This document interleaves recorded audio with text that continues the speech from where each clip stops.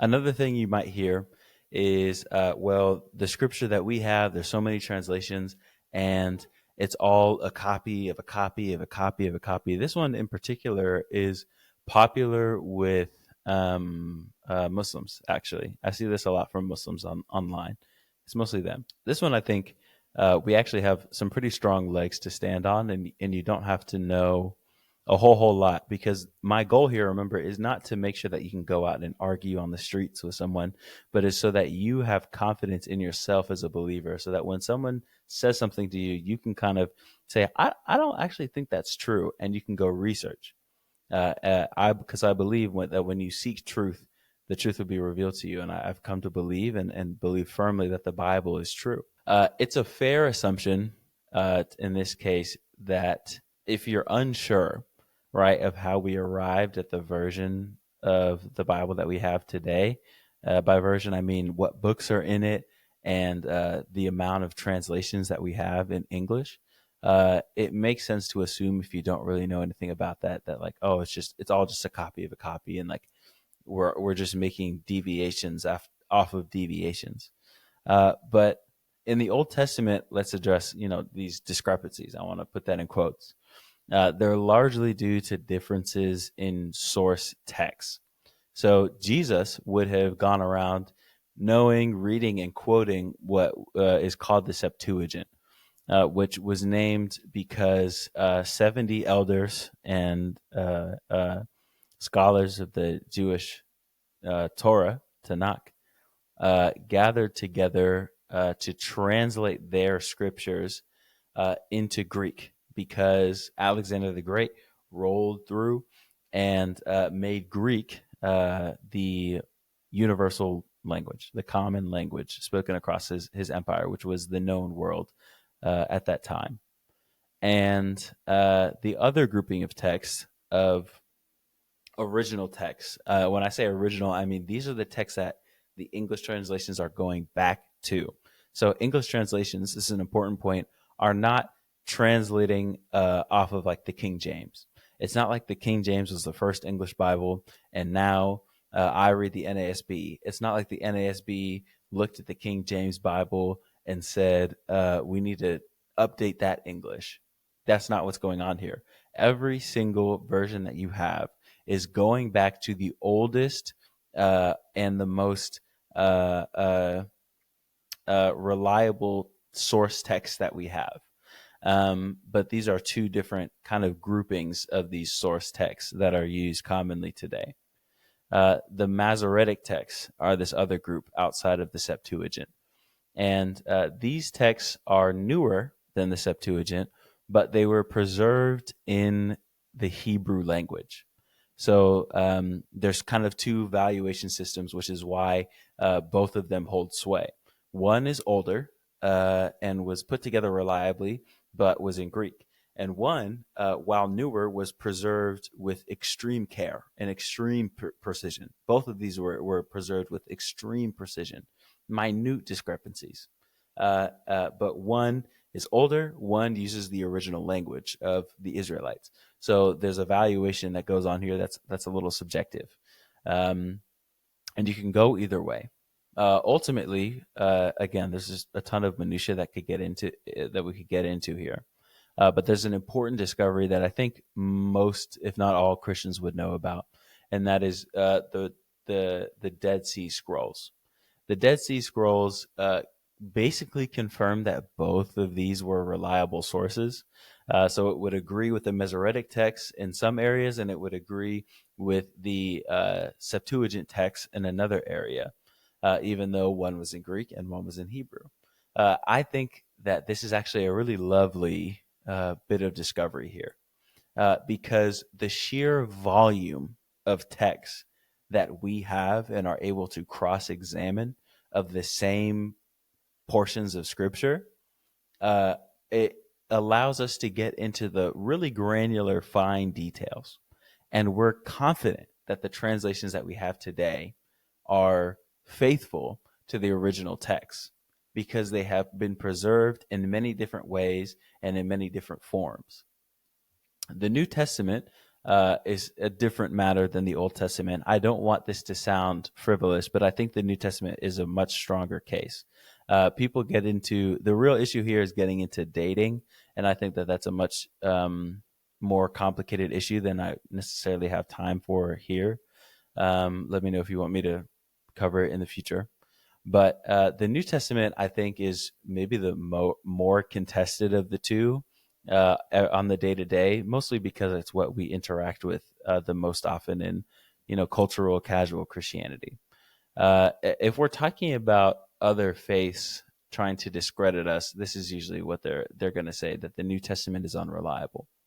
But here's the thing: we have more than 5,500 complete or fragmented Greek New Testament manuscripts. We have about 10,000 complete or fragmented manuscripts in Latin, and we have over 9,500 in other languages, complete or fragmented. That is a lot. I can't do quick math, but that is definitely over 25,000 complete or fragmented manuscripts. And I know that this number doesn't really, like, it's a big number, 25,000. If I give you 25,000, it's a lot of money. But this number doesn't really mean anything to us, you know? So I want to put it in perspective like this. We all went to a high school class, or I've heard at some point of different philosophers. And different philosophers get quoted. They're still talked about today, all these different things. Plato is one of perhaps the most influential and well-known philosophers in the world, in history. And if I quoted Plato to you, you would not bat an eye. No one would roll their eyes. No one would scoff at me. No one would look at me and say, Plato's work is completely unreliable. Like, we don't know who wrote that. We don't know, when they wrote it. Maybe it's pseudepigraphal. Maybe it's whatever, all these different things. No one would say that. They would just say, oh, yeah, Plato said that, and we interact with that idea and these ideas in this way now. I want you to think about that kind of attitude that's in the general world and the attitude that I described and you've seen with the New Testament. And I want you to think about how many manuscripts would be necessary to have that kind of attitude. For myself, I know I thought it's got to be about the same amount of manuscripts. You know what I mean? The answer is absolutely crazy. We have about 250 manuscripts of Platonic texts. But somehow it's the Bible that can't be trusted. So I'm just going to leave that one there. So you've gone through the fact that we have all these manuscripts and that we can be confident in what is in the scripture. You're still going to have people saying, the manuscripts that we have, though, are flawed. And there's a bunch of textual differences and all these different things. Well, we have 25,000 of them plus. And, of course, we're going to expect typos and small deviations. That's to be expected. A lot of this was handwritten. Well, all of it was handwritten down. It's pre-printing press. The differences are definitely expected, and there's a lot of text to crawl through to find them. The question is the message of the Bible remaining intact if we have all of these textual variances and textual differences? One of the boogeymen, I'll say, of the textual criticism camp on the atheist agnostic side is a man by the name of Bart Ehrman. And Bart Ehrman has said this multiple times and has been quoted saying this multiple times and has tried to explain this in different ways and this kind of thing. But I'm quoting from a blog post he made here. He said, quote, "There are many, many textual variants that are virtually impossible to replicate in English. That is to say, if a verse is worded in two different ways, they mean the exact same thing, even though in Greek they appear different." I'm done quoting him now, but he does go on to say, the argument here is it's not like if you have Frank Turek has a great example of this. If you have a sentence and you have 4 different versions of that sentence in the text, and you have the word just in it. And one text is missing a J, one text is missing a U, one text is missing an S, and one text is missing a T, but they're all different. You can piece together that text is saying just. And these are all counted as 4 different textual variations. This would be counted. So the number of textual variations that he quotes from the Bible is pretty extensive. But when you think about the fact that most of them are like that, it significantly lowers the ones that we really have to deal with. And I will say there are big ones that we have to deal with. This, again, I don't have the time to do it. Let me know if you want me to do it in the future. I can. I would like to. Keeping myself sharp, even learning more.